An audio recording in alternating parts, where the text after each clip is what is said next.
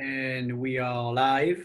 All right, so welcome to the MCT Show. We are in season 2, and that's the episode 4. So we have the pleasure to receive Jake Clapson from Australia. So we are connecting at a special time compared to usually, we like to please the US time zones, but I'm in Europe and Jake is in Australia. So we do it in the morning for me, in the evening for Jake. Jake is a MCT Level 2, if I'm not mistaken, and coming from a little town from near Sydney in Australia called Newcastle. And he will talk about a lot of good stuff that we have, I'm sure the community will like, talking about natural movement, talking about ancestral health coaching, talking about his podcast, and also addressing, marketing, business for trainers, for coaches. Even though Jake is a young man, he has some experience in it. So it's a pleasure to have you, Jake. Yeah, thank you so much for having me on this show, Jerome. I really appreciate it. Yeah, it's my pleasure. Yeah, cool.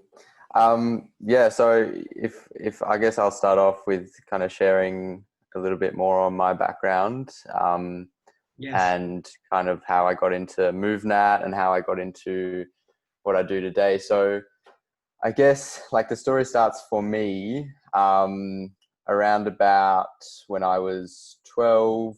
I started really getting into fitness and started really kind of shifting my lifestyle. Before that, I was quite sedentary and just played a lot of computer games and wasn't really interested in fitness.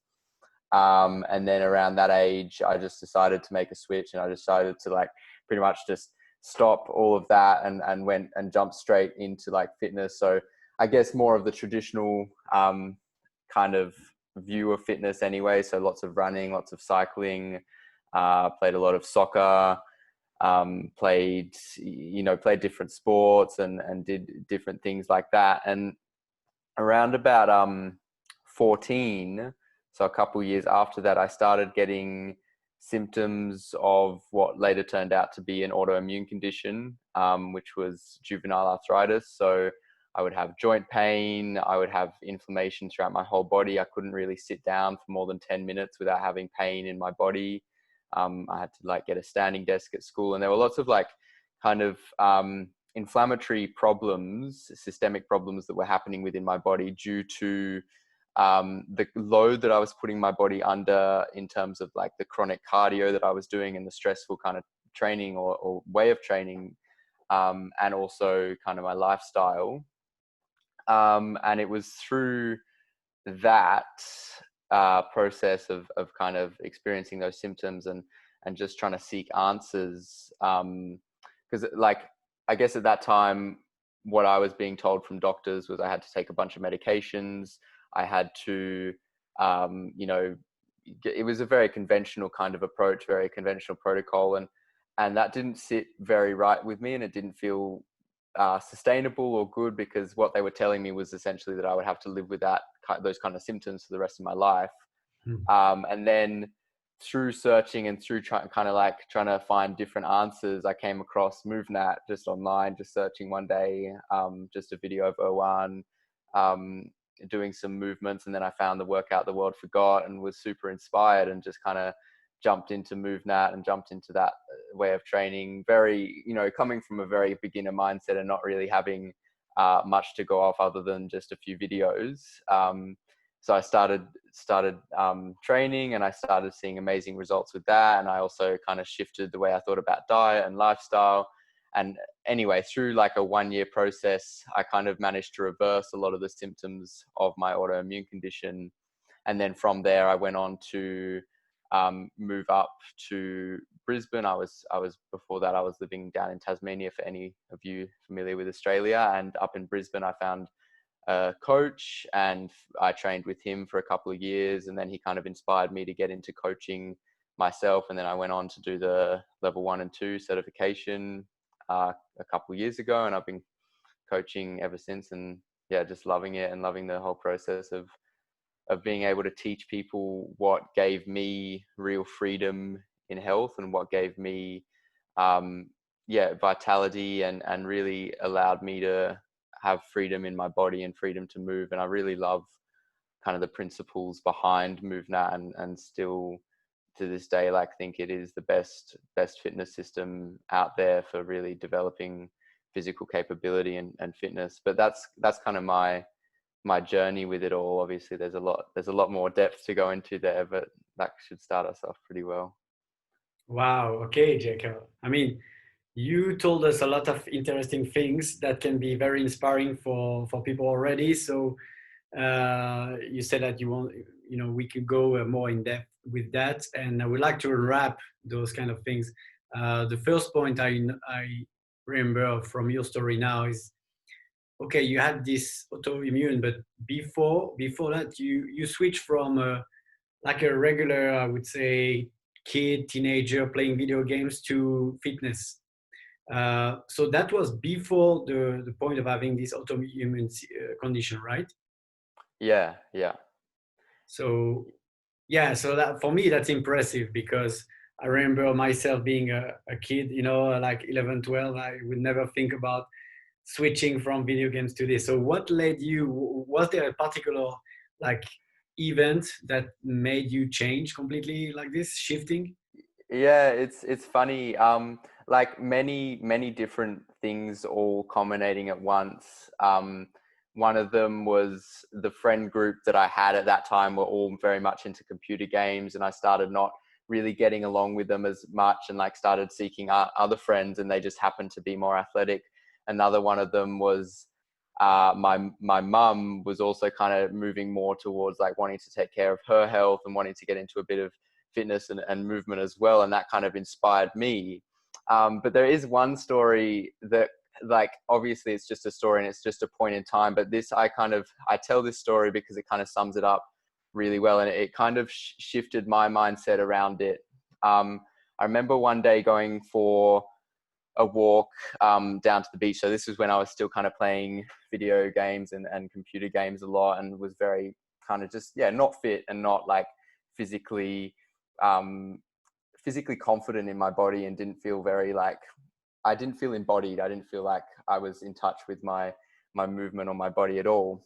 And I remember going for a walk on the beach and just picking up a small rock and trying to skim it and throw it in the ocean. I remember I like pulled a muscle in my back, and really, like, I felt a sharp pain, and it was only minor. It was nothing like serious, but like in that moment, I kind of just had this kind of click in my mind of like, this is not normal for like a 12-year-old to feel this. Like, this is not a good sign. Like, something is wrong here and I'm doing something wrong. And like that kind of mental shift helped me to realize that I needed to take movement and health a little bit more seriously. And I couldn't just spend all my time playing computer games, because that was not going to lead to a good end result, when I was older. Because if that's what I was experiencing, when I was 12, or that's what I was feeling when I was 12, then surely that would just compound and get worse over time. So, I mean, that's a good illustration of kind of the shift that happened in my brain, where I was like, all right, I need to kind of take this seriously, and I need to think about really, taking my health and my fitness into my own hands, and also understanding that that's not necessarily, wasn't for me like the, quote unquote cultural, that's not what was culturally accepted or culturally like encouraged in my age group at that time amongst my friends. Like, my friends were very much into computer games, and there was a lot of social pressure to be that way and to embrace that kind of that as a pastime. And like in that moment, I realized I maybe needed to not hang out with those guys and not have that influence, because that would lead down a path of more and more physical kind of ineptness and lack of physical fitness. Yeah, I'm very glad you shared this this story, because that proves once again a point where humans need to grow through adversity. And I have to say, I'm impressed by what you are doing right now. How old are you? 20? Yeah, 20. 20. So usually we don't see, that amount of achievement, like building a podcast, coaching at that young age. But some people, they wake up younger or they wake up older. later in life. And that's not random that you had these events like pulling your back and having this moment in your brain like, what am I doing, what am I doing wrong, like you said. And then it's like you played soccer, I played soccer too, it's like a yellow card. You Yeah. receive a yellow card, you're like, I better pay attention next time, what I'm doing. And then you got orange card with this autoimmune condition.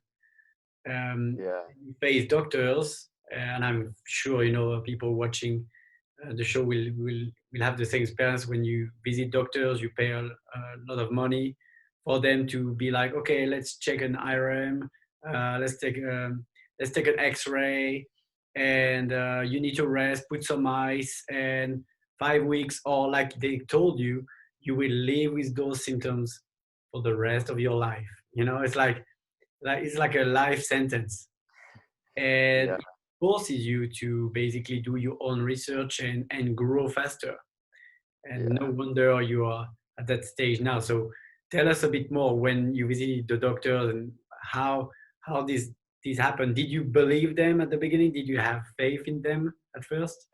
Yeah, well, yeah, that's an interesting, an interesting kind of story, because it kind of played out over a year-long period, and I really love that point that you bring up, where adversity does challenge us and force us to grow, and many times in the moment it feels not great, or it feels like there's a lot of things going wrong, or we're not in control, and there's a lot of we feel moments of adversity. I feel kind of crushed by the world in many ways, but when like those moments do force us to think outside the box, and they do force us to grow, and they do force us to consider different options. And I look back at all the times that I've had adversity. Obviously that's relative, because like the adversity that I've had in my life might be nowhere near as challenging as what other people have experienced in their lives, so it's all relative to our lives, I guess. But when I look back at all those times of adversity, I definitely see where I am now. I'm so much better off for the fact that I went through that. So yeah, getting to that, like when I was having symptoms of the autoimmune condition, yeah, it was really kind of challenging, because at first nobody knew what it was. I didn't know what it was. I was just experiencing kind of pain and joint inflammation, and also just I guess other signs of inflammation. Like I was chronically fatigued. I felt quite anxious a lot of the time. I was quite depressed. I was experiencing a lot of these things that were essentially my body telling me that I was doing something wrong, or something was not right, and there was just inflammation underlying.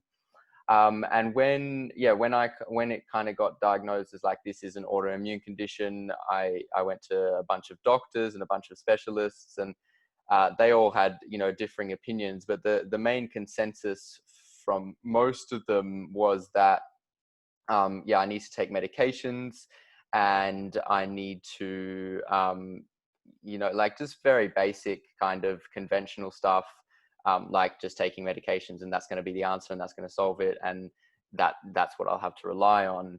And I was very lucky in the sense that my mum is like A, very supportive, and B, is also a doctor herself.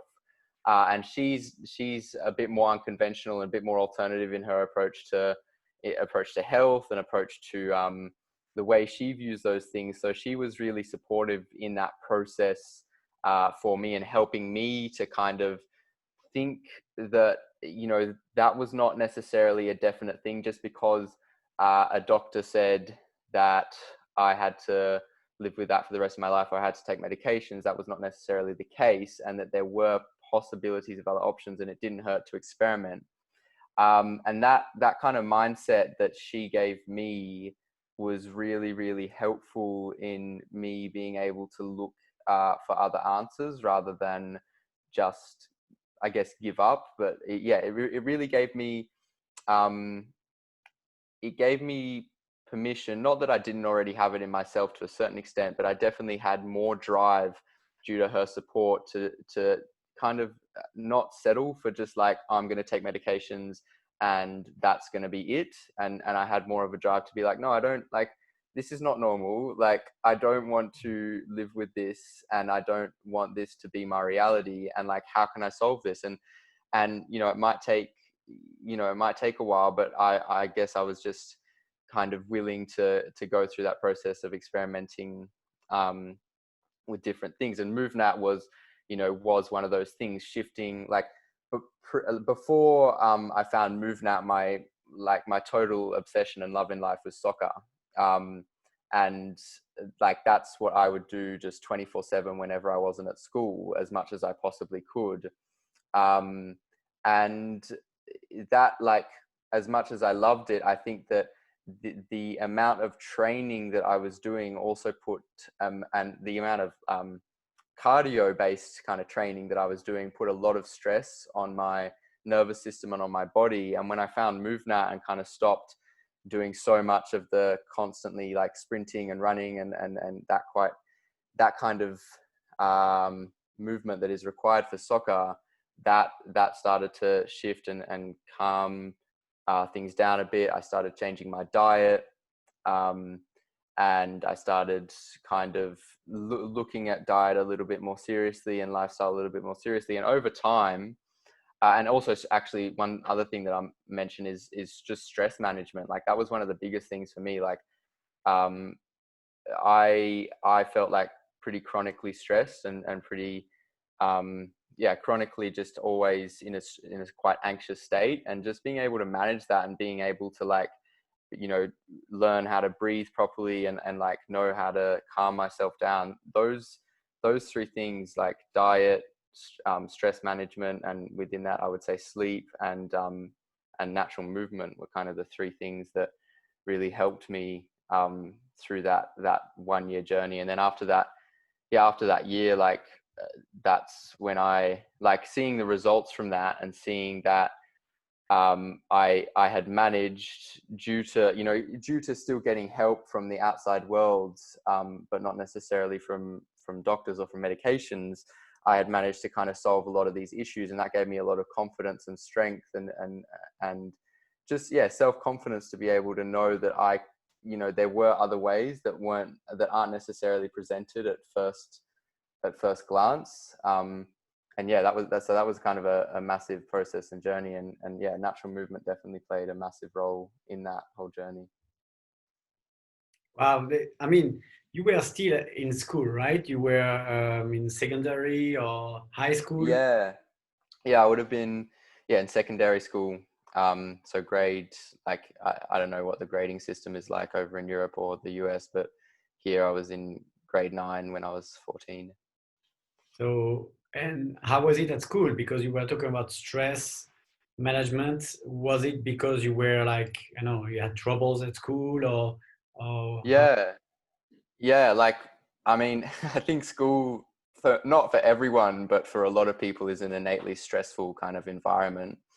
And like, having that condition definitely didn't help in terms of stress. Like, I had to, like, it was like, I guess I stood out a lot in terms of, like, my ability to fit in was not exactly helped by the condition. Like, I had to have a standing desk at school, so I couldn't sit down, and like, just it was quite, like, the whole schooling experience due to that condition was quite a stressful experience. And that definitely, like, I think school is a stressful enough thing without kind of those things going into it, but when that was added to the equation, it became, like, very stressful and quite hard to deal with, and also very quite for me, quite depressing. Like, I felt quite, like, mentally very challenged by the whole situation that was going on at that time, and just got to quite a state of depression,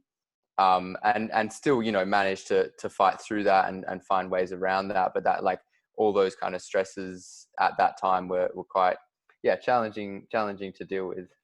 I mean, I praise you for you being such a strong character at that age, because I mean, if I picture what you were living, you were like playing soccer 24/7. I can relate to that, because that was my passion for the same as you when I was a kid, and my son is now playing also thinking about it 24/7. So I know what is it, especially for this sport, because it's also a very popular sport on TV all the time, and they really push us to be crazy about that. So you had this soccer taking a lot of your time, then you had video games, and I guess because football is a team sport and video games you were playing with your friends, you had created around you a circle of people who can we were like building social interactions. And because of this, you putting your back on the beach, and then having this autoimmune immune condition, you decided, and with the support of your mom, to to change things. I guess that's cool. That was not too easy, because I guess some of your friends were like, what are you doing? Why don't you play that much football? Or why don't you play more video games with us? And I think it requires a lot of strength, mental strength already, right? Yeah, totally. And I think stepping outside of social norms, or what's accepted or expected socially, is like, as humans, it's quite psychologically difficult, because we're so socially wired and we're so socially inclined. And it's not always a good thing to do it on purpose necessarily, but my circumstances kind of forced that, I guess, and I was just willing to try anything to kind of help myself in that situation. But yeah, it's definitely a good point that, like, yes, being able to know when social influence is a good thing and when it's not a good thing, or identifying even like what your situation is, and knowing who to be around. And it was quite hard, like, moving towards doing like natural movement, because where I was at the time, like, nobody had heard of natural movement, and nobody was like, like, there was no kind of community to hold me and that I could transition into. And it was very much like I was just doing it alone, and like, yeah, people didn't really get it or thought it was weird. And it wasn't until, like, I moved up to Brisbane and found that coach that I mentioned before, and was able to kind of train under him for a couple of years, that I really kind of started seeing it as like, yeah, like, that I started to form a community and a social circle around natural movement, which was really helpful, because I think it's so vitally important to have these things as a communal expression, when I am able to interact with other people who are into the same thing as me, and see that they also enjoy it, and share a kind of space with different people, whether it be locally or globally, like what we're doing here.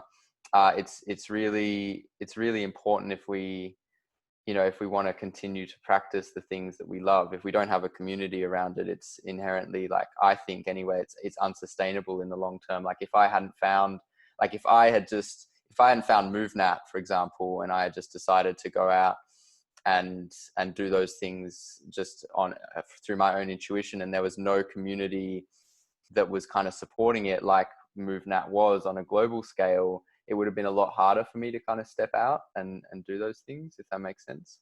Hmm. Yeah, I mean, totally.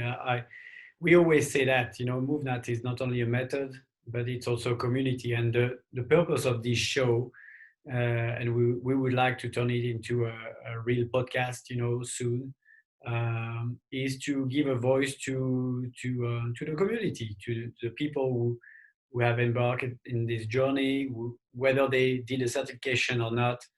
Of course, it's way easier for us to track and check the people who are certifying, and because they are posting more, and they are more present on social media. And I love this this sharing the experience, because I'm sure you will inspire others, even though you are still in the middle of your journey, obviously being that young. um, and did you also inspire some of your video game friends? Did you have friends like, all right, you know what? I will also do something. Yeah, I think like, at this point where I'm at now, where I have a podcast around it, and have kind of built a business around it, and I'm able to kind of create my own community around it. I think a lot of my friends from back then are kind of looking and thinking, oh, like it's a real thing. Like, you know what I mean? Like, I think a lot of my friends didn't really get what I was doing, or didn't really get why I was into it, or I just didn't really get it. And, you know, part of that was just, it wasn't very popular. And also part of that was, at the time, my ability to communicate that stuff probably wasn't as good as it is now, because of the years, or the couple of years I've had of being able to have the experience of communicating, you know, what is natural movement and why it's important and those kind of things. But yeah, I think definitely now, yes, like some of my friends from back in high school just definitely respect it and see it a lot more. Yeah. Yeah, because I also believe that they haven't went through adversity yet. You know, some of them can do, you know, we know how genetics work, and some people are more lucky than others. They can just, you know, cruise through life and not having any health issues. And some people who are very dedicated, they are struggling. So you will see year on year the work you are doing now, I believe, is paying off now, but will pay off even more later, when you will have, you know, many more people of your friends, old friends, saying, you know, now I put my back. Now I don't know how I have a hip issue. You know what I mean? Yeah, yeah, totally. Yeah, it's always, you know, those kind of things are always blessings in disguise. They're always, when they come at the times that they do, they're always like, yeah, good signs and good, yeah, like I said before, like I'm always grateful looking back at all the things that have happened in my life, where at the time I thought, you know, why is this happening to me, or why, you know, this is annoying or like frustrating or hard. When I look back at those times, that's what has enabled me to be where I am now, and it's what's built me. And I wouldn't want to not have had those experiences, because I wouldn't have learned the lessons that I learned from them. Yeah, that's why I'm very happy that we can have you on the show, because you know the MovNat population is minimum 30 years old, 40, 40 plus, 50 plus. We even have workshops, you know, called 50 plus in the US, especially because we basically talk to broken people, you know, and people who are not only broken from not doing, you know, exercises, but because they are disconnected from nature, or they are just burned out from work. There are many reasons why people are broken. And but if we could, you know, not rehabbing but prehabbing, people would be even better. And having you, you know, representative of a younger generation, being like, hey guys, you know, we just need to you know, live life in nature and being free and move, and we won't have all those problems that the older guys are facing. Yeah, totally. Yeah, it's really important to create a community that's generational, for sure. I think that's a really important point, and a really, yeah, really vital kind of thing to be able to create. And also, like, being able to, yeah, make what we do look appealing to younger people is like a really, it's a good challenge. Like, I think parkour does it very well, and I think there's different, you know, methods of training that do it very, very well. And I think that MovNat definitely has that capability to reach into and inspire, you know, younger people to kind of take it up, because it is so important to, you know, like we all know, like everyone watching this probably, you know, all knows like how important natural movement is as a practice, and how incredible it is as a way of helping us to, you know, not only, you know, create health, but also just feel more alive and more free and more connected to the world around us and to ourselves. Yeah, and being that's kind of, I've loved being in the position that I'm in, because like the people that I focus on are often around my age or younger. Like, I've been working a lot with kids and working a lot with teens, and kind of introducing them to these kind of concepts. And it's been really inspiring to be able to see them kind of take it up and move forward with it. And it's really, yeah, it's really important, as you say, to kind of introduce it to younger people. You mentioned parkour, and I think that's a very good example of them attracting younger people because they have a lot of I would say show off moves like jumping over buildings and rolling very nicely, and it appeals to teenagers, to younger people. um, what would you do to make MovNat more appealing for younger people, because this is what you were talking about? What would you do for that? Yeah. Yeah, I think definitely understanding that younger people are generally after, like, the angle that they come at life from generally is more one of like seeking out challenge, especially teenagers anyway. Um and they've got a lot of energy, and they often have a lot of physical kind of drive or physical energy to put into things. So I think um that, me watching the workout the world forgot, that is a great video that kind of displays a really high level of physical adeptness and capability performed out in nature by O1. And that kind of display of movement, I think, is really appealing to younger people. Like that kind of display of capability and strength and control, that's what kind of got me into it, and that's what inspired me.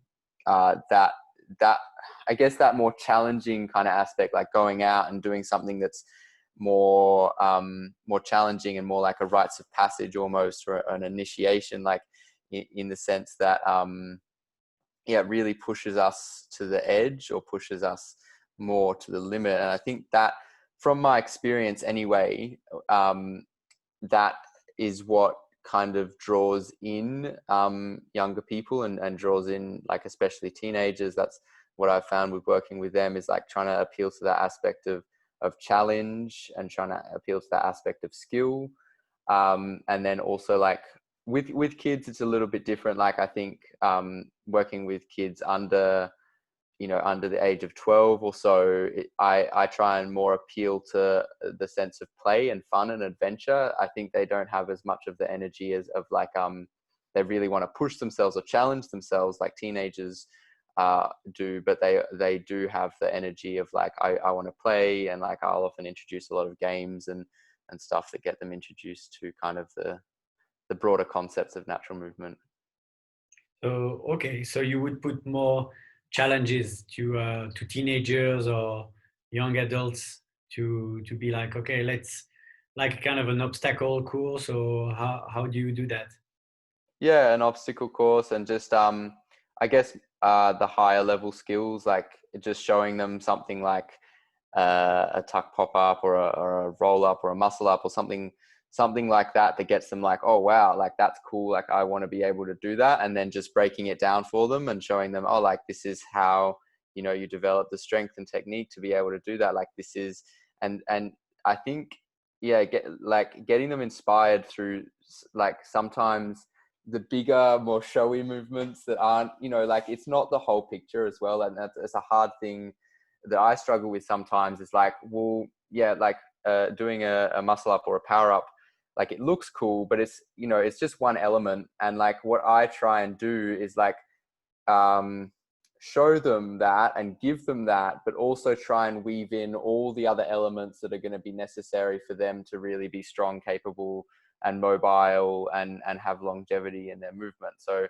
I might, kind of touch on the importance of being able to squat, or being able to get up and down off the ground, along with, showing them something like a muscle up, or showing them something like, a jump to a roll over something, or a vault. So I kind of try and weave it in there, almost like between the lines, the other aspects of movement that aren't as appealing to them, but are still important. Yeah.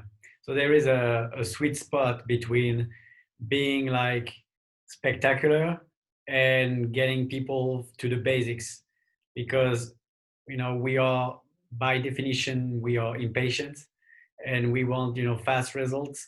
So if you tell people you need to spend hours and hours on the ground, rather than, okay, in 10 minutes I will ask you, teach you to do a great jump over a rock, that's you need to find a balance, right? Yeah, you need to find a balance, and you need to, like, really, I think that the main thing that I found is just keep on repeating to them that it's possible, and keep on showing them that, and keep on, because like I definitely meet that energy of impatience a lot. Like I see it a lot, and like I think everyone struggles with it to a greater or lesser extent. I've felt it, in different areas of my life, and being able to coach someone through that, and get them, inspire them, and then get them grounded in like the basics and the fundamentals. And then as soon as you see them getting to the point where like they're just getting frustrated and they want to, they don't want to continue anymore, that's when that's at least that's when I pull them back in with something a bit more like inspiring and engaging for them, and then get them back to the fundamentals. And then like it's almost just a cycle between those two things, I find. So you were mentioning, I come back to this autoimmune condition. You said that it was a juvenile arthritis, right? Yeah, juvenile arthritis. Yeah. Okay. Are you symptom-free as we speak now? Yeah. Yeah. For how long have you been symptom-free? So I started experiencing the symptoms around like 14, and pretty much like when I was 15, most of the symptoms were gone. And then by the time I was 16, 17, it was barely noticeable. And pretty much since then it's been symptom free, and no kind of inflammation or none of the symptoms that I used to have back then. That's amazing. Yeah. You want to, you have also a project to inspire others, like teenagers in your case, having this kind of same condition and they are struggling. And because I think it would be great for you to reach out to them. And what do you think? Yeah, totally. Yeah. I would love to like always offer help and inspiration to those in similar positions. And I think it's like, I feel it's my duty almost, like, to be able to offer inspiration to anyone who is found in a similar position to what I was in. And yeah, I think like what I could offer right now in terms of, I guess, advice, if anyone was in that position, is seek out a community of people that is more kind of, I guess, aligned with a greater perception, or a deeper, more holistic understanding of health, or even just seek out a community of people who are where you want to be. Like if you're not healthy right now, find people that are healthy, and like just find out what they're doing. Because like chances are, if like there's a group of people who are healthy and they're all doing similar things, then those things are probably in some way, shape or form, those things are probably accurate in terms of their ability to create health. And then also like don't accept definite kind of a definite diagnosis, or a definite like this is who you are or what you will have to deal with. Like not to say don't accept it in the sense of be delusional and pretend it's not there, but more in the sense of I want to solve this problem rather than just accept it and just think that it's a part of me and live with it. Like I want to overcome this, and it might take longer, or it might take shorter, you don't know. But I think just having that attitude of not accepting like what has been necessarily placed upon you, but like trying to seek out a solution, and not being persistent in that, and not giving up, and knowing that it might take a while.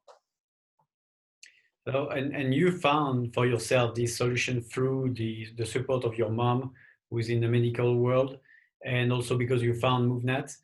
I think what would be interesting to know is, because you were busy at school, I can imagine that you were busy from morning to late afternoon with homework and so on. How did you implement natural movement in your life through those school years? Because I can inspire others to be like, oh, okay, he took those hours, he did that.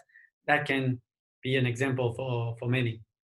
Yeah, totally. I think yeah, so for me, like at that point in my life, just like very, very basic kind of things like waking up a little bit earlier, going for a walk, just getting out, breathing some fresh air, carving out time like in the evenings, in the afternoons for even just a bit of practice. Like I always kind of say like it's just so much better to look at it as like small wins. Like if you can have like an hour and a half to practice, that's great. But if you only have 10 minutes, like do 10 minutes. Or if you have 5 minutes, do 5 minutes. So I think it's about, for me, like it was definitely a mix of being opportunistic and seeing when I had the opportunity to do that kind of stuff, and also just being pretty disciplined and committing to just carving out some time, whether it was early mornings or in the evenings, to practice that and really take it seriously. And I think, you know, if you value something and if you take it seriously enough, then generally, I found at least, and I can't speak for everyone obviously, but I've generally found that you will find the time for the things that you take seriously. And I know that was true for me. Like, even if it's 10 minutes, like if I take natural movement seriously, I know that I can do like 10 minutes of natural movement in the day, even if it's like 2 lots of 5 minutes. Like there's always a time to be able to fit that kind of thing in, whether it's, you know, as soon as you wake up or before bed. But I think, yeah, just taking it seriously and making sure that that's regimented, or time that you make for yourself, just like you make time to eat, or just like you make time to go to school, or in my situation, or just like you make time to go to work, or you know, spend time with your family. I think we need to see movement as, you know, just as important as all of those things, because it enables our, you know, long-term physical function, and it enables us to be healthy. So, you know, we call this MovNat snacks or movement snacks when we talk about 5 minutes, 10 minutes. Give us an example of what would have been your snack at a time, and nowadays, you know, how do you occupy 5 or 10 minutes, and how important you think it is instead of, you know, 0 minute or 1 minute, 1 hour and a half. Yeah, so like back then it was I guess like specifically for me, I would wake up in the morning, just go for a walk. I would practice a little bit of just ground movement, so getting up and down off the ground and crawling. And then in the evenings I would try and do like a half hour, or, you know, even if it was like 10-20 minutes of a more, I guess, structured or intentional session. So, you know, focusing on a skill and focusing on conditioning my body and strengthening my body.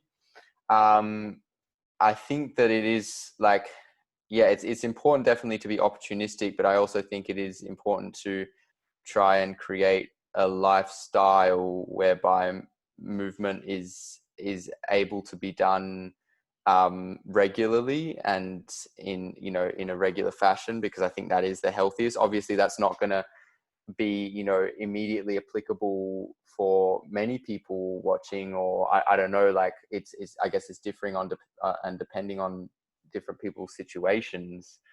But I think for me, like, I guess long term, I looked at it as like, while I was at school, I was being opportunistic, but then, you know, like I slowly shifted my lifestyle more and more towards being able to incorporate movement more. And obviously that really helps in coaching, because I get to, you know, actually demonstrate and move while I'm coaching. And that's why it's such an amazing kind of occupation or job to have, is to be able to do that. But I think, yeah, setting up my lifestyle so that I can move more, setting up, you know, my home so that I'm moving more, like removing furniture a little bit more, and trying to, you know, work on my computer on the ground or whatever it is, and just taking regular breaks while I'm working, if I'm working at the computer.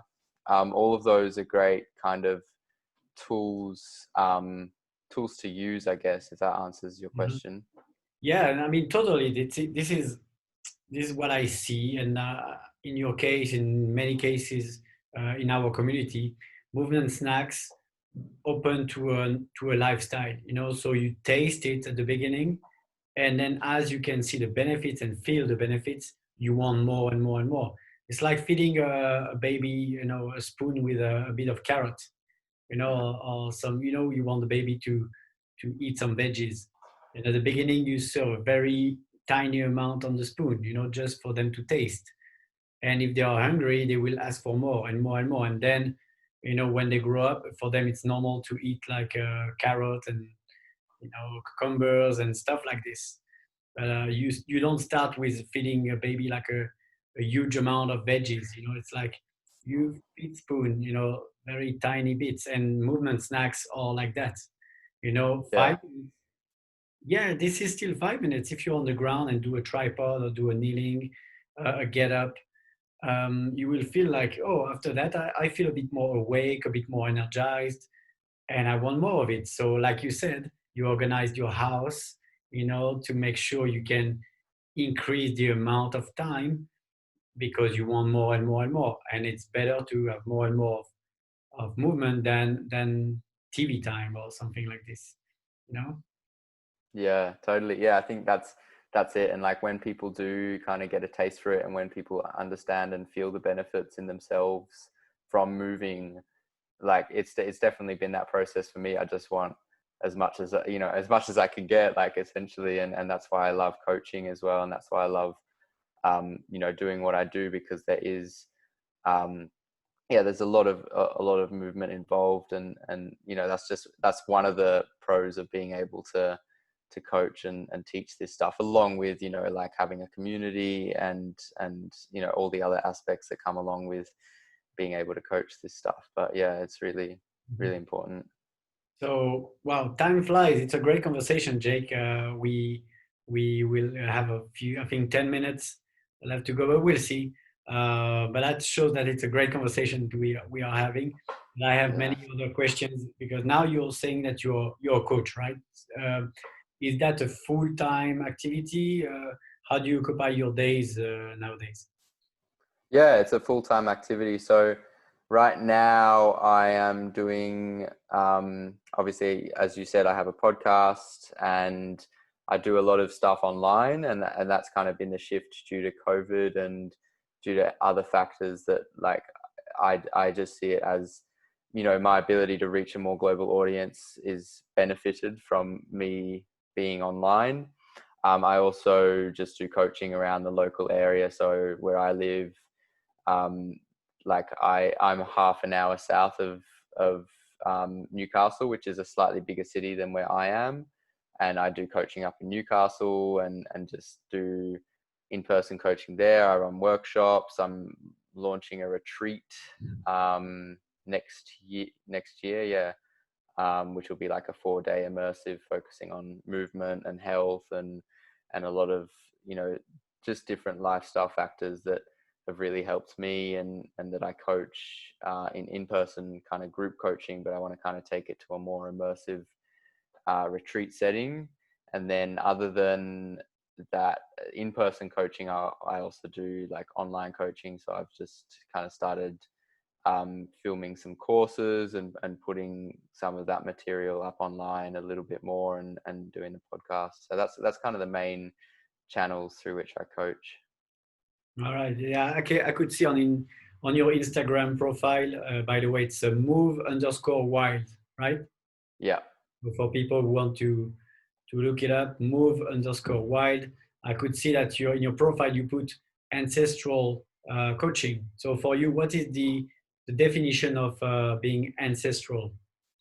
Yeah. So ancestral health and like that whole concept, and just embracing a more ancestrally aligned lifestyle, like a very broad overview, because we haven't got much time, is just understanding how we as humans are designed, just like with movement, like understanding what kind of movements are universal to humans and what our bodies are designed to be able to perform, and the capabilities that we should have as a species. Ancestral health and ancestral lifestyle is the same kind of concept, just taken to a broader level. So understanding like how we are meant to move, how we're meant to eat, how we're meant to kind of live in community, what kind of environmental exposures we're meant to get. Are we meant to like be out in nature? What kind of rhythms do we live by? How much do we sleep? Like all of those kind of concepts fall into the bracket of ancestral health and living in accordance to that. So like when I talk about ancestral health, I kind of talk about that the whole concept of just understanding what built us as human beings and what we are designed for. And once we understand that, just honoring that process and just understanding what is our physiology set up for, what is our biology kind of expecting from us, and how can we give our physiology those inputs in order for us to not only maintain but cultivate, greater and greater health and greater vitality. And that's a challenge in the world that we live in the modern world, which is a far-flung kind of environment from what our biology expects in many ways and what our physiology expects. But just giving people the tools and understandings and frameworks to work within to be able to understand like how we can live a more ancestrally aligned kind of life, and in so doing improve our health and improve our overall energy and vitality. Do you think it's still possible with this new world we are living in? The woolly world, and it's connected and smartphones everywhere. Yeah, it's hard. I think it's just a question of like humans are extremely adaptable creatures. Like we're problem solvers and we're able to read patterns and we're able to adapt to new environments. So it's not to say that the modern world is bad. It's just to say, how do we, like, the question for me is, how do I navigate this whilst still maintaining health and sanity and like how do I still maintain and keep a state of vitality and vibrant health whilst navigating all the complexities that we now have of of the modern world. So I think it's a complicated kind of world that we live in. It requires, I think, complex thinking and complex kind of problem solving. But I think our brains are perfectly designed to do just that. And I think that's a question for everyone individually to, I guess, think about is like how to best do that and how to best navigate our way through this world that we live in, that's not necessarily beneficial to our health, but also brings many other benefits external to that and many other support networks and safety networks. I guess it's more possible in Australia because you guys are not, overcrowded. There is no overpopulation, right, in Australia compared to, I would say, Europe or some cities in the US. How is it for you in your area? Yeah, it's good. Like we're very lucky here in Australia. It's very the opposite of overpopulated, underpopulated in many ways, or just the right amount of population.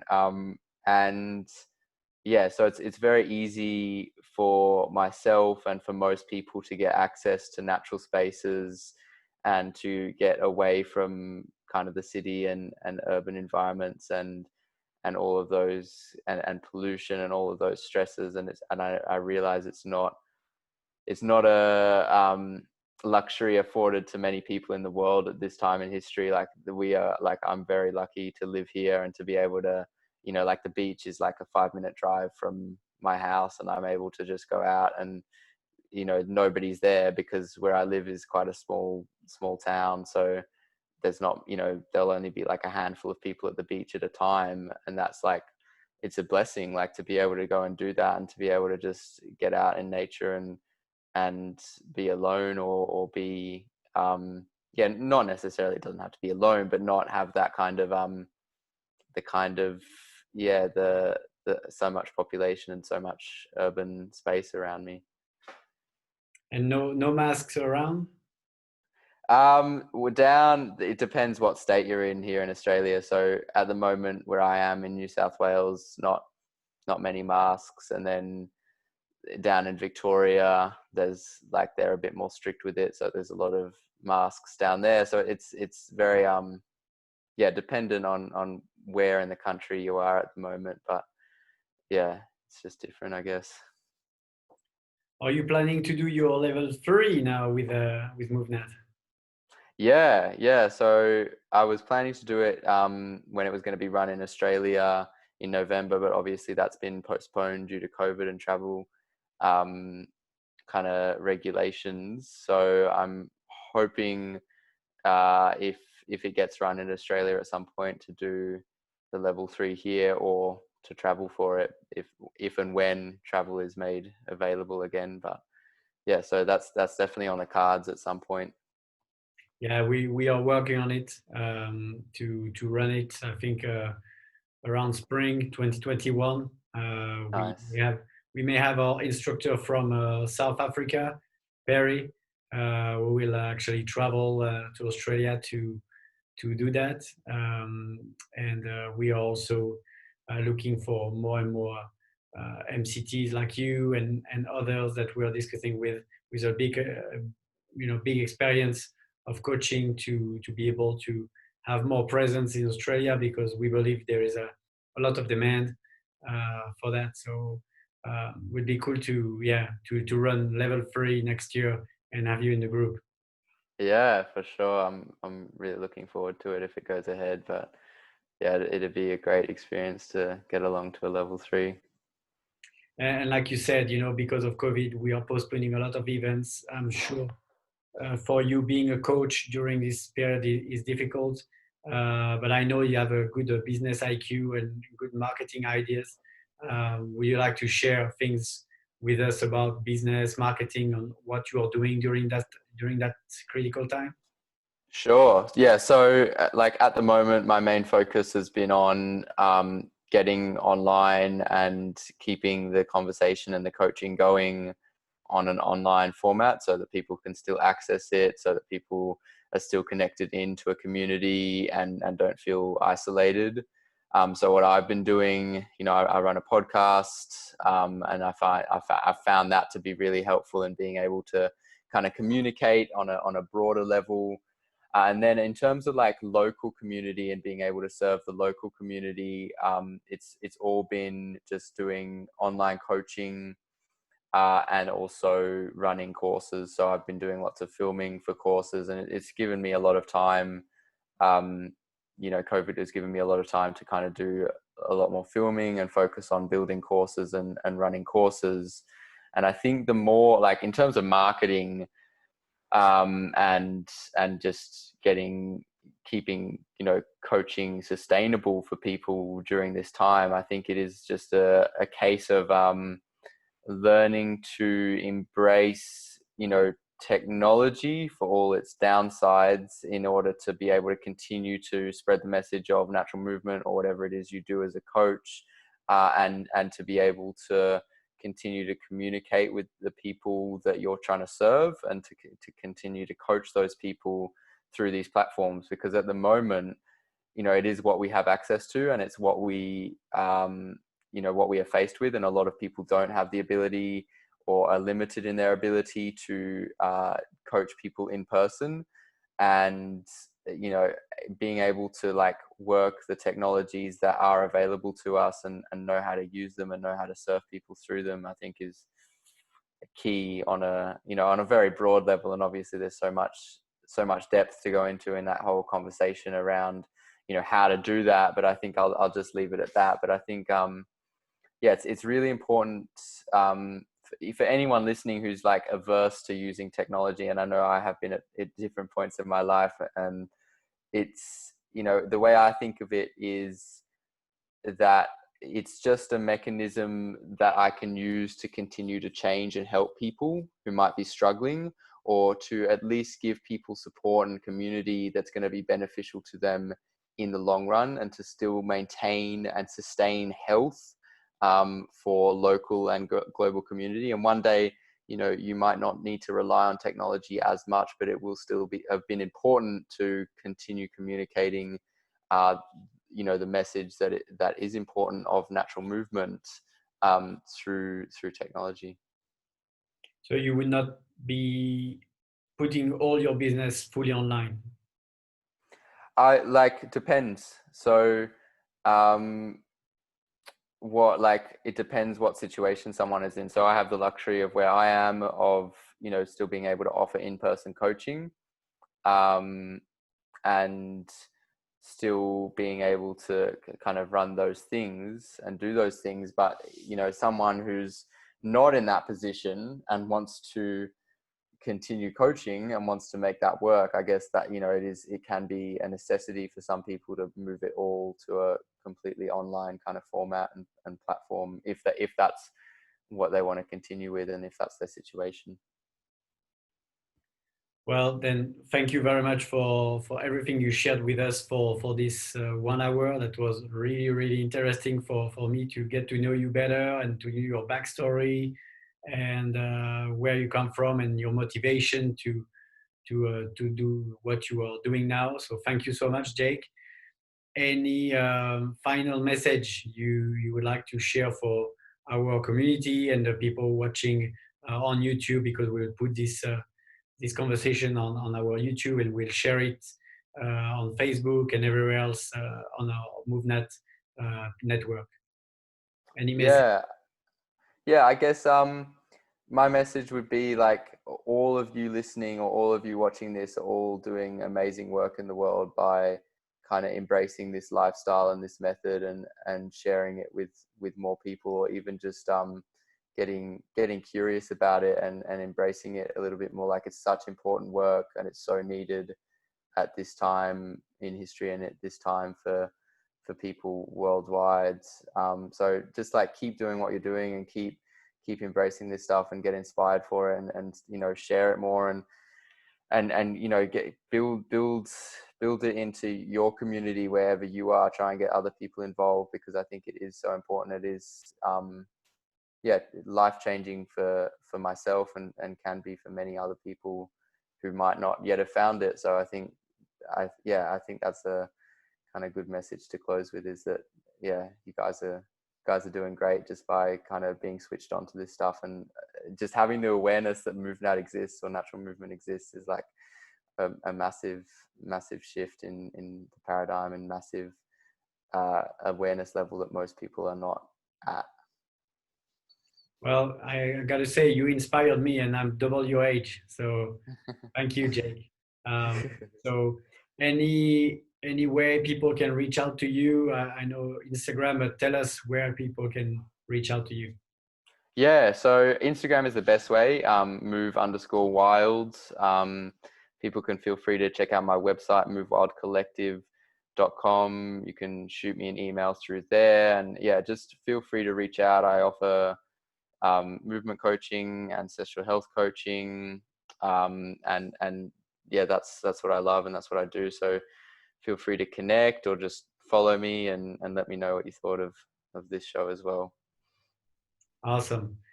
Thank you very much, Jake, and have a nice evening. And I will start my day here. And for the US, they will wake up soon. So we try to arrange all time zones. I appreciate your time. I'm glad you could make the time for it. And it was a great conversation. Thank you. Yeah, thank you very much, Jerome. I really appreciate you having me on.